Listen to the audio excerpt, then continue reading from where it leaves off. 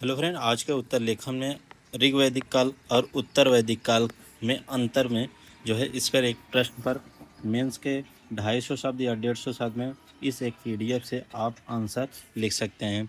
मैंने इस पीडीएफ में पूरा डिटेल से समय, भौगोलिक विस्तार, राजनीतिक व्यवस्था, प्रमुख जन, राज्य, आर्थिक जीवन, सामाजिक व्यवस्था, स्त्रियों की स्थिति और धार्मिक जीवन कैसा था, साहित्य कैसा था, शिक्षा, निवास, परिवार व्यवस्था, कानून और मानदंड व्यवस्था और परिवहन के साधन क्या क्या थे। इस एक पीडीएफ के जरिए आप जो है प्री के कोई भी क्वेश्चन को सॉल्व कर सकते हैं एंड मेंस के भी कोई भी क्वेश्चन को सॉल्व कर सकते हैं। चलिए देखते हैं कि मेंस पे इस पे कौन सा क्वेश्चन है। आज के प्रश्न में है ऋग्वैदिक काल और उत्तर वैदिक काल के बीच सामाजिक, आर्थिक, राजनीतिक एवं धार्मिक परिवर्तनों की तुलना कीजिए। इसे हमें 250 शब्द में लिखना है। भूमिका में आप जो है इसका समय काल जो है बता सकते हैं। ऋग्वैदिक काल 1500 से 1000 ईसा पूर्व भारतीय सभ्यता का प्रारंभिक वैदिक चरण था, जबकि उत्तर वैदिक काल 1000 से 600 ईसा पूर्व में समाज संगठित, कृषि प्रधान और राज्य व्यवस्था विकसित हो गए थे। इन दोनों कालों के बीच अनेक महत्वपूर्ण परिवर्तन हुए। तो आप अब जो है मुख्य भाग में इसको और छोटा भी कर सकते हैं या इतना भी लिख सकते हैं। आप भूमिका में क्या है, आपने ऋग्वैदिक काल और उत्तर वैदिक काल दोनों को डिफाइन कर दिया है, तो ये मेरे हिसाब से एक भूमिका बेटर है।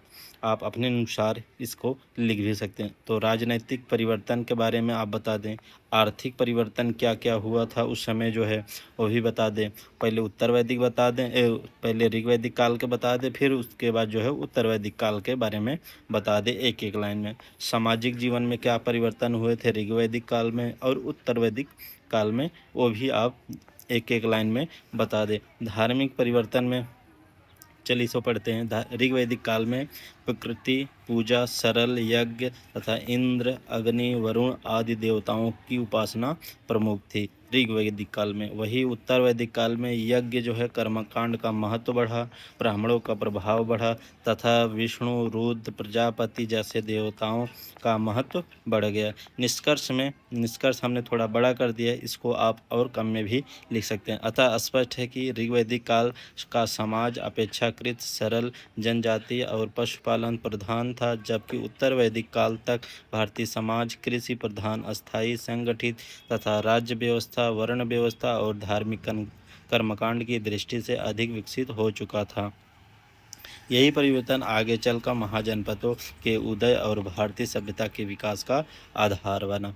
इसको आप जो है एक मॉडल आंसर जो होना चाहिए हमने इस पीडीएफ से आपको दे दिया है। इस पीडीएफ को आप अपने पास रखें। यह दोनों पीडीएफ आपको IAS HOM टेलीग्राम चैनल पे हमारे मिल जाएगा। वहां से आप डाउनलोड करके इसको 3 से 4 बार पढ़कर फिर इस प्रश्न का उत्तर आप अपने मर्जी से लिखना चाहे तो लिख के हमारे टेलीग्राम चैनल पे भेज सकते हैं।